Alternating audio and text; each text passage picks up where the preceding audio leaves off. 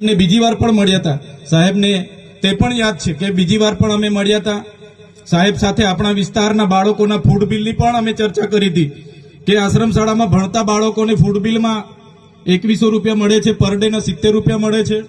તો બાળકો ખૂબ સારી રીતે ભણે, એની થાળીમાં પણ પૌષ્ટિક આહાર હોય, એ બાબતની અમે એમની સાથે ત્યારે પણ ચર્ચા કરી હતી.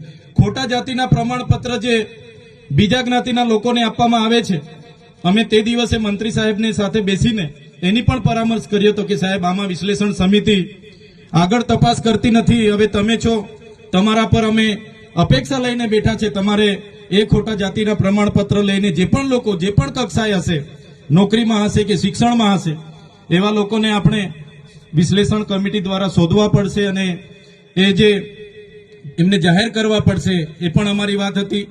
જે 40% માર્ક્સ ફરજિયાત લેખિતમાં લાવવાના, એવી જે હમણાં ગૌણ સેવા પસંદગી મંડળે નિયમ બહાર પાડ્યો છે, ત્યારે આદિવાસી સમાજને આર્ટિકલ 330, 332 અંતર્ગત જે શૈક્ષણિક અનામત મળી છે, ત્યારે અનામતની બેઠકો 40% માર્ક્સ ફરજિયાત લાવશો તો જ નંબર લાગે, એવી જે કન્ડિશન છે, એના લીધે કેટલાક સીટો આપણી ખાલી રહી છે. તો સાહેબશ્રીને અમે એનું પણ ધ્યાન દોર્યું હતું અને એમાં પણ આવનારા દિવસોમાં અપેક્ષા રાખીએ છીએ કે એમાં પણ ગુજરાત સરકાર, આપણા મંત્રીશ્રી રસ દાખવીને આગળ તજવીજ કરે.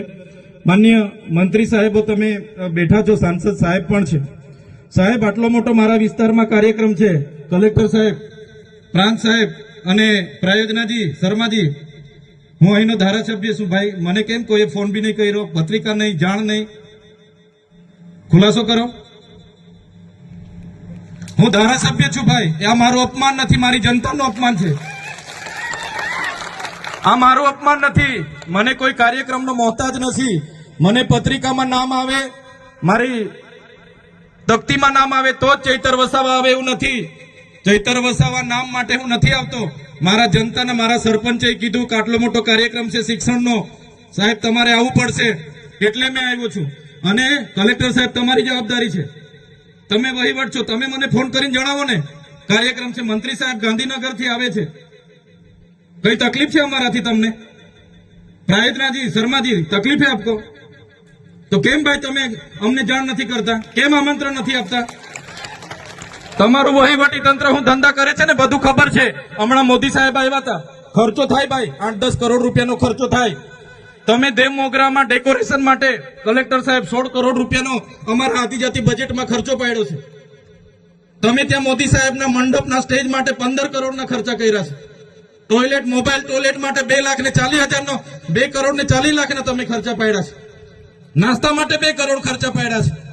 તમે ડોમ માટે 2 કરોડ ખર્ચા પાડ્યા, ચા માટે 2 કરોડ ખર્ચા પાડ્યા, બસ માટે 2 કરોડ ને 71 લાખ રૂપિયાનો ખર્ચો પાડ્યો. કેમ? અમે સવાલ પૂછીએ એટલે તમને નડીએ છે? તમારા મનમાં ધુમાડો હોય તો કાઢી નાખજો ભાઈ. બરાબર છે, આ જનતાના ટેક્સના પગારે આપણે બધા છે. આ જનતાના ટેક્સનો પગાર મને પણ મળે છે, તમને પણ. કલેક્ટરથી, તલાટીથી લઈને કલેક્ટર સુધીના બધા તમે નોકર છો, અમે બધા સેવક છે. આ લોકોએ જે પણ કે અમે પ્રતિનિધિ છે, અમને અધિકારો આપ્યા છે. તમે અમને કેમ અહીંયા બોલાવ્યા નથી?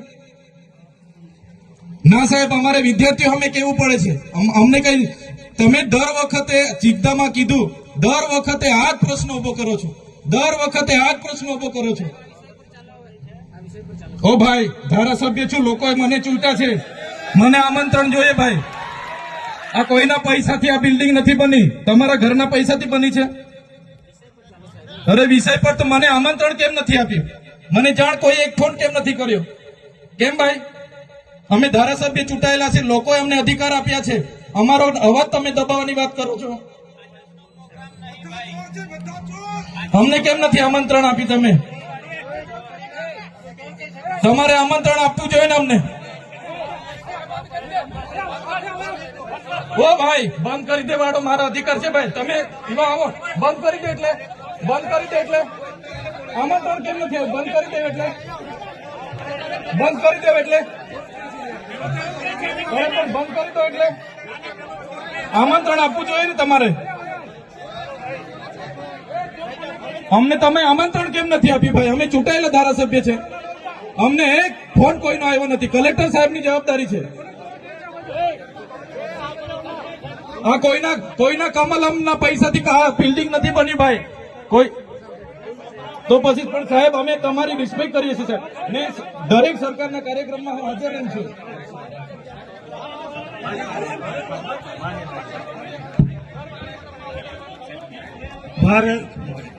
ભાઈ ભાઈ ચલો શાંતિથી બેસી જાઓ, બધા બેસી જાઓ.